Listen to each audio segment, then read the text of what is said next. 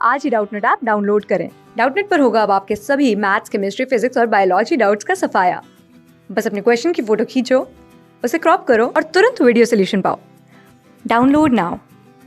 Hello बच्चों, यहाँ पे क्वेश्चन दे रखा है कि प्रणोदित दोलन किसे कहते हैं और इसका एक उदाहरण देना है और किस स्थिति में प्रणोदित दोलन अनुनादी होता है। ठीक है बच्चों, तो पहला तो हम बात कर लेते हैं यहाँ पे कि प्रणोदित दोलन क्या होता है। ठीक है बच्चों, तो अगर हम कोई वस्तु है बच्चों, यदि उसमें हम क्या करते हैं, बाह्य आवर्ती बल लगाते हैं तो वह जिस आवृत्ति से दोलन करने लगता है वही उसका प्रणोदित दोलन कहलाता है। ठीक है, तो यहाँ पे हम लिख सकते हैं कि जब कोई वस्तु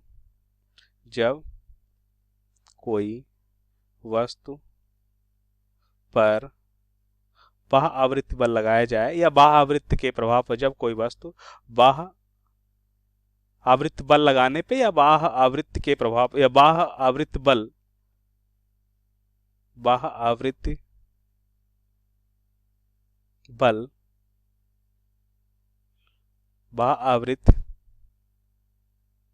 बल के प्रभाव में जिस आवृत्ति से दोलन करने लगता है वह प्रणोदित दोलन कहलाता है। ठीक है, जिस आवृत्ति से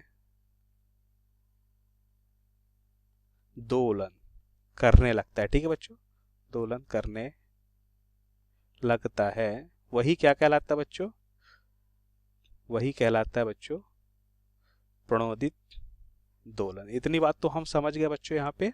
ठीक है, करने लगता है प्रणोदित दोलन कहलाता है।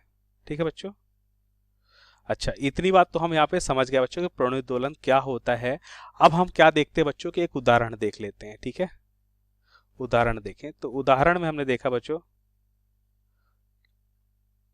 उदाहरण में क्या देखा बच्चों, हमने देखा कि हम ऐसा कोई मतलब अगर हम बात करते हैं कि तार वाले वाद्य यंत्र अगर हम ले बच्चों, तार वाले वाद्य यंत्र लेते हैं अगर, ठीक है बच्चों, जैसे ऐसे कौन से होते हैं बच्चों, तार वाले वाद्य यंत्र की अगर हम बात करें, ठीक है, तार वाले वाद्य यंत्रों में हम क्या देखते हैं बच्चों, जैसे अगर हम बात करते हैं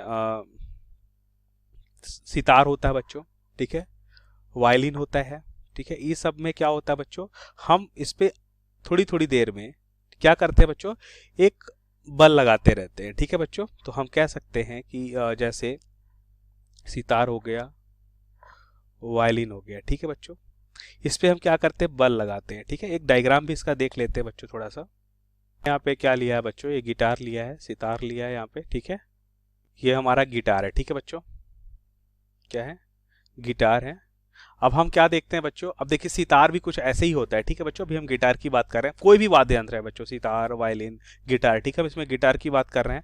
हम क्या देखते हैं बच्चों, हम देखते हैं कि क्या हो रहा है, देखिए जैसे ही हमने इस तार को यहाँ पे क्या किया बच्चों, जैसे ही हमने बल लगाया, ठीक है, बाह्य आवर्ती बल लगाया बच्चों, मतलब हम कह सकते हैं कि थोड़ी थोड़ी देर पे ये एक निश्चित समय में हम जो कह सकते हैं बच्चों यहाँ पे बल लगा रहे हैं, ठीक है, उस बल के कारण क्या होता है बच्चों, इस तार में कंपन होता है और यहाँ पे एक बॉक्स होता है, ये क्या होता है बच्चों, बॉक्स होता है।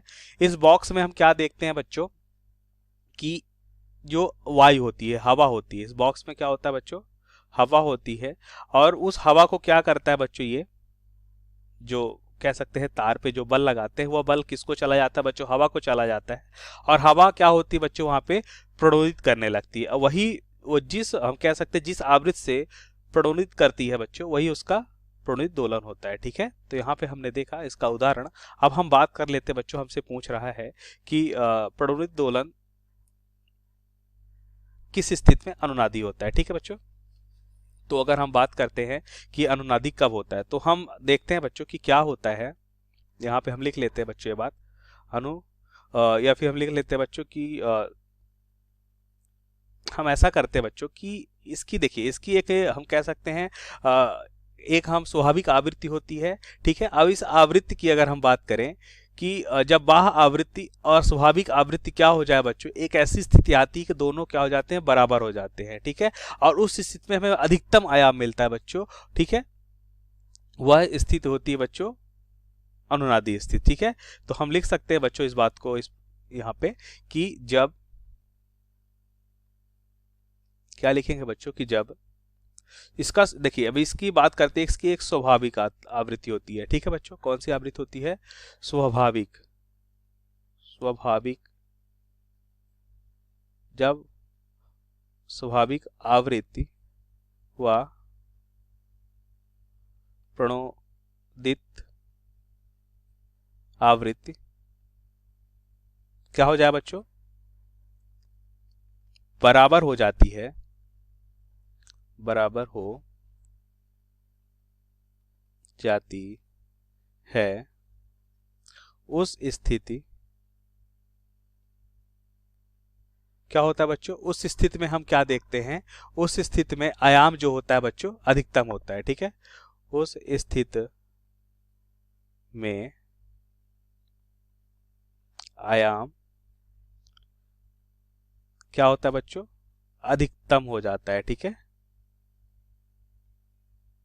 उस स्थिति में आयाम अधिकतम हो जाता है। तो यहाँ पे हमने देखा बच्चों कि जब क्या हो बच्चों, यहाँ पे एक ध्यान दीजिए आप, स्वाभाविक आवृत्ति और प्रणोदित आवृत्ति दोनों क्या होती है बच्चों? बराबर हो जाती है। तो हम क्या देखते हैं? उस स्थिति में आयाम अधिकतम हो जाता है, ठीक है बच्चों। तो इसी स्थिति को हम क्या कहते हैं? अनुनादी स्थिति होती है, ठीक है बच्चों। इस हम यहाँ पे हमें क्या बताना था? अनुनादी ही बताना था, ठीक है। तो इस स्थिति को, इस स्थिति को हम क्या कहते हैं बच्चों? अनुनादी स्थिति कहते हैं, ठीक है बच्चों। इस स्थिति को हम अनुनादी स्थिति कहते हैं। तो इतनी बात हम समझ गए बच्चों कि अनुनादी स्थिति क्या होती है, ठीक है। थैंक यू बच्चों। क्लास 6 से 12 से लेके नीट, IIT, JEE मेंस और एडवांस के लेवल तक 10 मिलियन से ज़्यादा स्टूडेंट्स का भरोसा। आज ही डाउनलोड करें डाउटनेट ऐप या व्हाट्सएप कीजिए अपने डाउट्स 8400 400 400 पर।